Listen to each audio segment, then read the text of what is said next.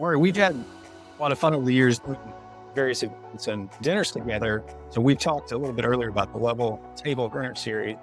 And these were amazing. We traveled around the country, meet exceptional attorneys, and have a great meal. With the series of dinners we've done together, I was curious what your favorite memory may be from that. We always do this exercise about what makes you interesting. So this is an activity that came up. I do a lot of speaking about business development and about marketing. And the last person I interviewed for my first book, The Opportunity Maker, was in-house counsel at a big media company. And he said, Ari, the secret is to be interesting, because when you're interesting, you're memorable. And when you're memorable, opportunity follows.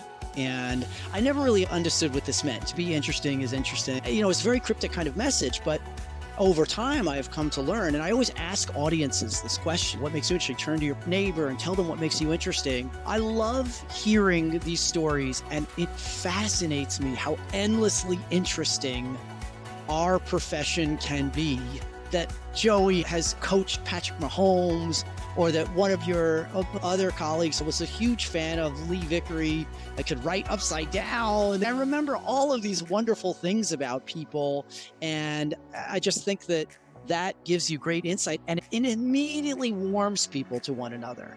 It immediately allows them to relate. I think that's a really important part of our community. The kind of the things that bind us are so much stronger than anything that might separate us. And I think, frankly, that's just an important component of community and finding some way to connect the world a little bit. Not to get too broad on this, but I just think that the understanding of how closely aligned we are, but for shades of gray, is powerful. And I think it makes those dinners so rich and fun.